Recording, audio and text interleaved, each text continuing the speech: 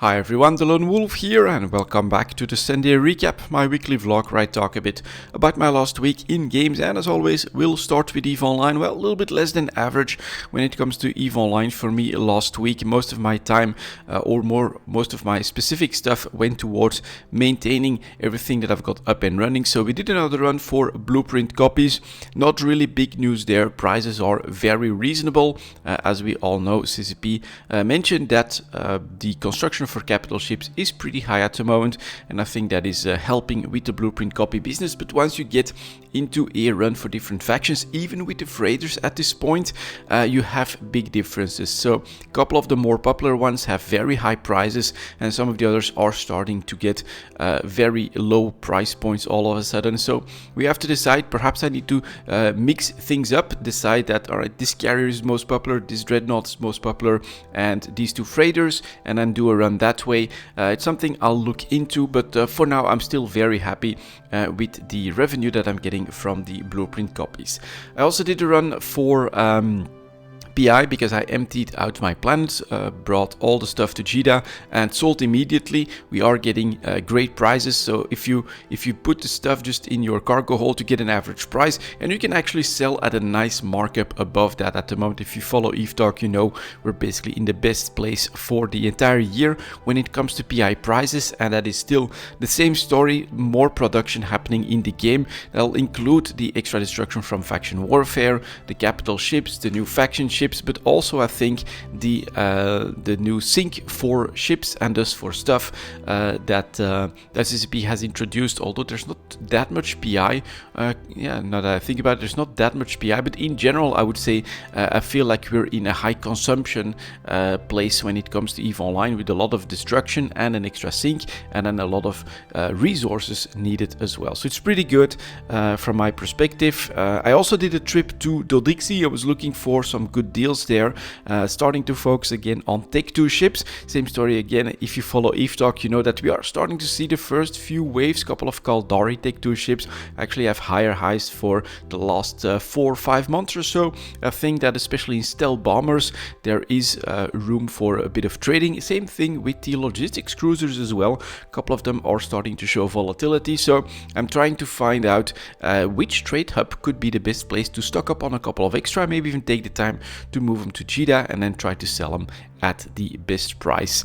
But other than that, I haven't done a lot when it comes to EVE Online. I'm mostly still looking forward to CCP coming out with news on the allegiance system, where we can basically join efforts for faction warfare without having to leave our corporation or alliance. And then of course I personally am also interested in what type of activities CCP has planned for HiSec, because they did mention that HiSec will become like a home front system. I'm not someone that wants to spend a lot of time in low-sec or anything like that, so we will of course see what CCP has planned for that, and that should be coming in this quarter, so we could get news soon, but it could also still take a couple of months. But yeah, pretty maintenance week for me in EVE Online. That left me with some extra time, and so first of all I spent a little bit more time playing Total War Warhammer 3, and well, basically we crossed some thresholds. I would say I learned some new stuff. I conquered the first soul, so the soul of Khorne, or at least his guardian, that is basically like a 3-step fight up into a citadel where you can then also build the defenses with those resources. It is definitely pretty interesting, but once you get to grips with everything that you can do with the resources, that includes replenishing your troops, giving them more ammo, well, it is actually pretty easy on easy, but that's the way I'm playing and exploring the game. But it was very interesting going through that process, having to defeat 3 armies and then 3 waves as well that come from outside the map, but you get your most powerful towers and everything. So it's actually very nice, and it makes your hero a lot more powerful as well. I still have the other 3 realms of chaos then to take a look at. I already know that with Nurgle it's very annoying because you get huge attrition on your army. We'll have to see how I fix all of that stuff, but it's very interesting, and I have to say I am absolutely enjoying Total War Warhammer 3. I'm still just doing that campaign for main campaign for the base game, and I've been exploring it. A little bit of Kislev. So far, don't really like the faction. I feel like its map structure is very complex. Maybe I'll need to take another look at that later.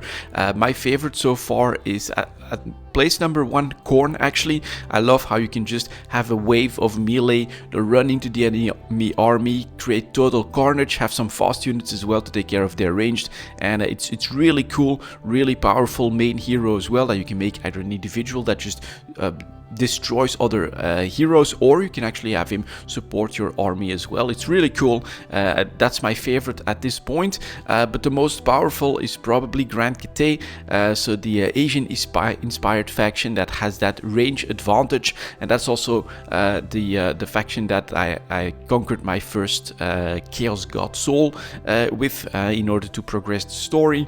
Yeah, it's just too big an advantage. You've got the Storm Dragon, gives them extra ammo as well, less upkeep, so you've got a lot of advantages when it comes to creating a ranged based army, and that just, you know, especially on easy, just demolishes everything that you come across. So that's basically the easiest playstyle that I have found at this point, but it's pretty cool. I'm absolutely enjoying the game, and I think I'm like 60 hours in at this point already. So from my perspective, this is, especially on a small, even on a small sale, a no regrets purchase. If you love strategy, this is actually, in my opinion, a pretty damn good game, because next to everything that I've done so far, I still have the Mortal Empires campaign that I can go through as well. That should be an even bigger map where you can set your own challenges and you can play absolutely any faction that you want. So it's gonna be pretty interesting, and I'm definitely enjoying my time in Total War Warhammer 3.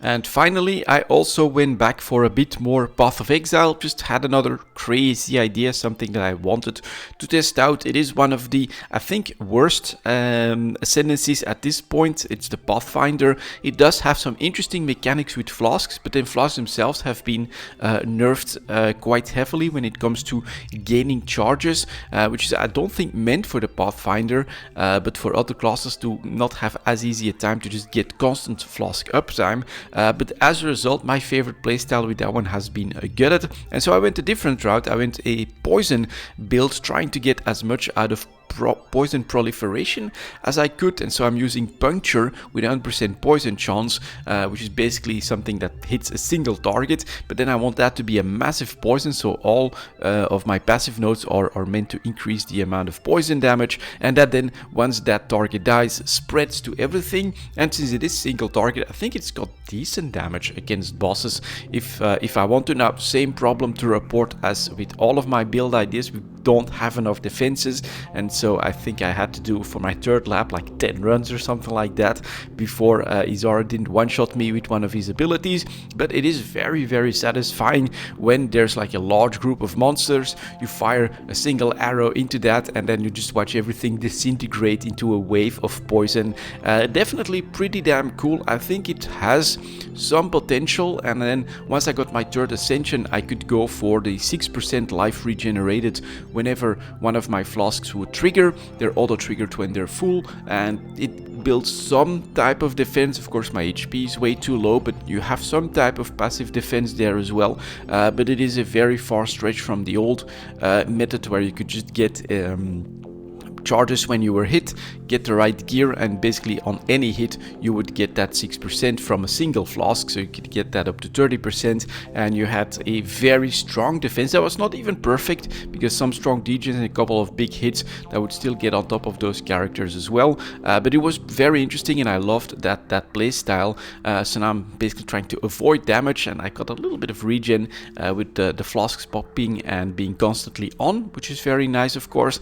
But yeah, it's basically, I spent a couple of evenings building up that character, getting it into maps. I actually managed to get it into maps at this point, but yeah, then when you've got no resistances and no life, it does become a problem. Whenever you get a big boss mechanic that you don't dodge, it's game over and you gotta keep going back. But it's something I'm still keeping in the back of my mind. I'm actually enjoying Path of Exile, and I have Path of Building on my second PC at this point, so from time to time I'm like, alright, what's another mechanic mechanic that's pretty cool, and then let's just try to push that to the limit and see what we can do with it, what kind of ascendancies are cool that I haven't played before. And so I'm exploring a little bit more of ideas when it comes to Path of Exile as well, and I'm really enjoying it. It's even a decent build for the league mechanic this time, because you take less damage there, but you're super fast, you're just zooming around everything, and 1 or 2 arrows and any of the guards are down as well. So it's definitely interesting